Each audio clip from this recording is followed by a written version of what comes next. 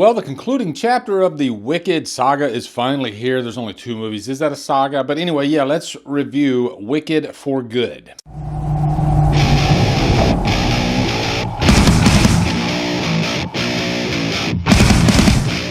Wicked for Good stars Cynthia Erivo, Ariana Grande, and is directed by John M. Chu. It's time for both of us to fly!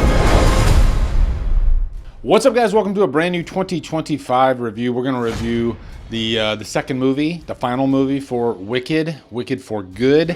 I don't think I reviewed the first one. I'm not sure. But I will say I quite liked the first one. And just to let you guys know where I'm coming from, yeah, this is not my wheelhouse. And that doesn't mean non-horror is not my wheelhouse. No, I love all different types of movies. I even love a lot of family films. Okay, you can consider Rocky a family film. I love the original Wizard of Oz. I grew up watching it with my family and had a great time with it. But this new incarnation of Wicked and all that, even though I liked the first one, I wasn't like over the moon. Let's just put it this way. I don't go on social media talking about Wicked.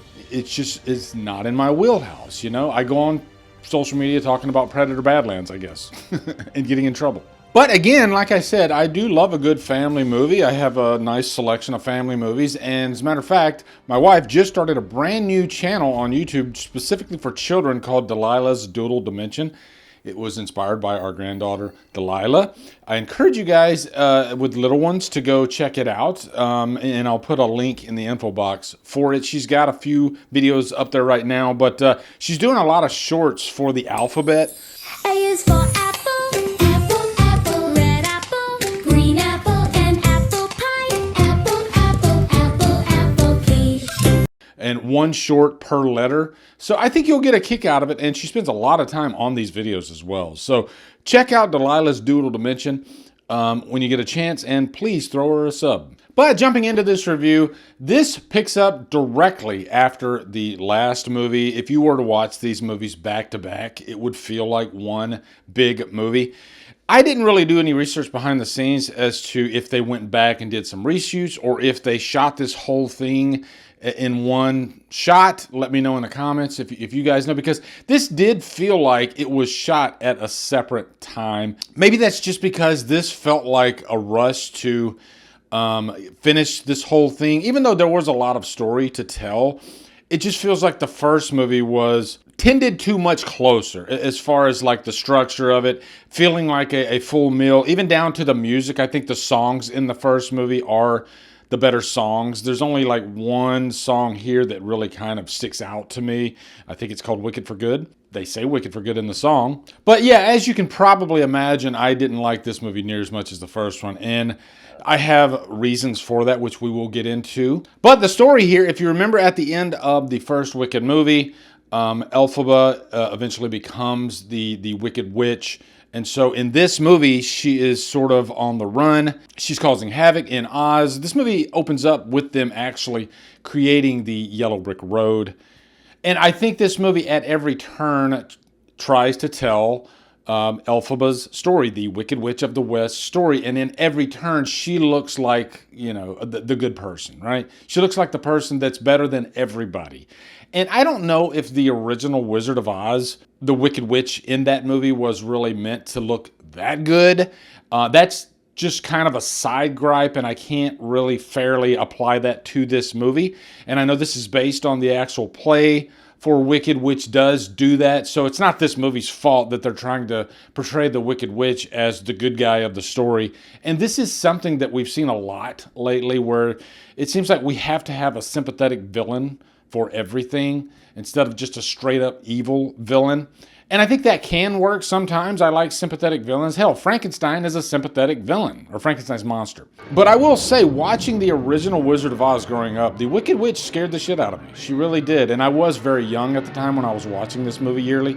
But I think they did a really good job of making her scary, I guess. And you don't really get that in this at all. She's not scary at all. And again, you just kind of root for her throughout the entire movie. And I don't know, should we be rooting for the Wicked Witch of the West? Maybe, I don't know. And plot-wise, I need to mention Michelle Yeoh. She has a very pivotal part in this. She's kind of like the very deceiving type of character that's trying to push the narrative in a certain way. And Glinda, played by Ariana Grande, seems like the most conflicted character of this entire movie. She's sort of kind of having to play both sides. She feels for Elphaba, thinking back on that friendship that they had. And I guess this is a good point to go into the things that I did like about the movie. The strongest part, I think, of this movie is the relationship between Glinda and Elphaba. I do think they have a beautiful friendship.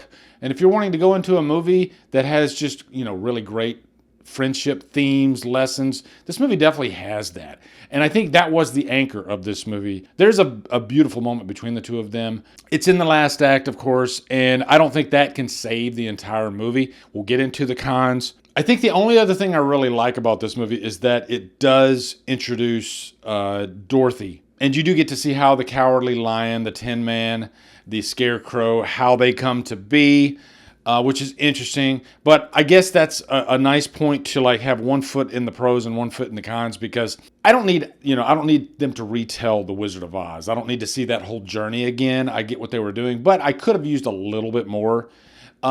This might be a little spoilerish as far as Dorothy goes, so just a fair warning here. 5, 4, 3, 2, 1. But I feel like I need to say this, okay? They don't show Dorothy at all. And I think they should have showed Dorothy. I don't know. That's just a gripe, a small little gripe of mine. I kind of hate that they didn't show her face. I don't know. Maybe give Dorothy a little bit of character. Maybe have her have, one little line. And I'll even go out on a limb here and say that it would have been kind of cool if they would have recreated the original Dorothy's face in this. And I know that's probably controversial. Don't ever touch that. And maybe I'm wrong. But I just think they could have maybe showed a little bit. Like I said, they don't need to retell the entire Wizard of Oz story. This is the story of the Wicked Witch. And I get that. That's fine. But again, those are the moments that I kind of perked up and got more excited in this movie.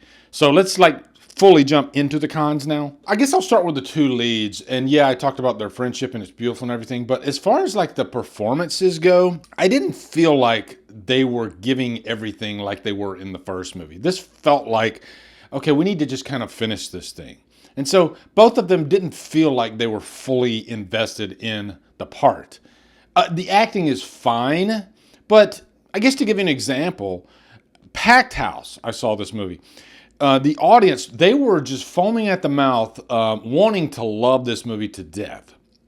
And I can't tell you if they loved it or not. I think there was some applause at the end of the movie, but there is definitely some attempt at comedy in a lot of moments in this movie, and not a peep from the audience. And this was an audience that was eager to laugh and eager to join in the fun of this movie.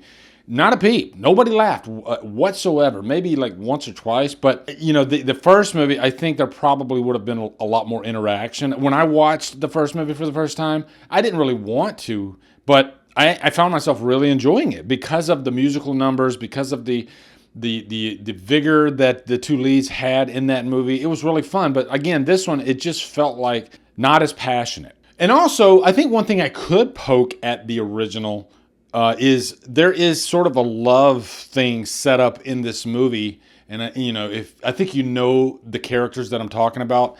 And I honestly did not feel a single bit of chemistry between the two. And I think it's just because their story wasn't built up enough. And so at a certain point, I was like, oh, this is supposed to be like a love story.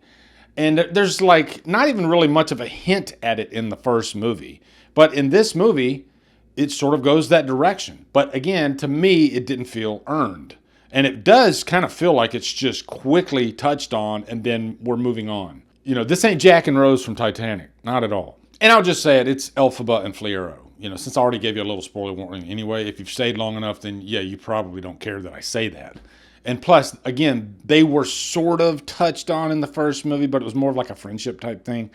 And in this one, they just kind of go full on. I mean, don't get me wrong, this is a PG movie. I don't mean full on, but you know what I mean. My biggest problem with this movie, for good, is that the first hour is extremely boring and quite depressing. I think they spend too much time setting things up. And I'm not going to lie, it's been a couple of days since I watched the movie, and I almost sort of forgot, what was that first hour filled up with, you know? And I think most of it is them trying to find Elphaba and Madame Morrible being conniving. That really takes up the first hour of the movie, and I don't think you needed to, you know, stretch it out that much.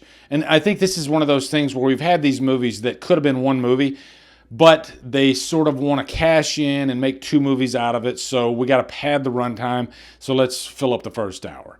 And I think the movie really picks up at a certain point after the first hour when you have the meeting between Elphaba and Glinda. That's when I started getting into the movie, I guess. But when you get right down to it, I just think it's sort of the structure of this movie. It's a lesson in pacing, how important pacing is in any movie. And not that you have to have just full-on action for any movie, no, but you just got to have action and exposition, and all that stuff needs to be spaced out. And I think action and exposition are equally important, right? But this, it just felt unbalanced. That was the big problem. And it's a shame because the first movie is so good, has the better music, all that stuff. And in this one, it just doesn't hit as hard as the other one. So yeah, I guess at the end of the day, I'm going to give this one a 2 hours loss. But I will say, just to be fair, and I already told you that this isn't really my wheelhouse. My wife did enjoy this movie quite a bit.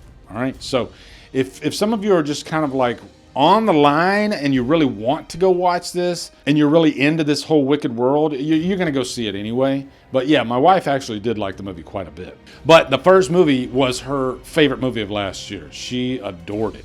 So I couldn't wait to take her to this just so she could enjoy it and have a good time. I had a couple of nice moments in the movie, but overall, yeah, just not my bag, baby. Also, be sure to subscribe to the channel. 2026 is the year I'm trying to get to 100,000 subscribers. I need your help to do that. Also, subscribe to the second channel, Drumdums Extra, if you haven't, so you can get my live stream clips. You can get other type content, my Drumbox videos. And be sure to come over to Killer Flicks, where we talk horror all day and every day. And on Fridays, we do FIFA Fridays. Follow me at Drumdums on my social support me on Patreon. Become a channel member. Buy me a coffee. Anyway, guys, thank you so much for watching. Have a good day, and Drumdum out.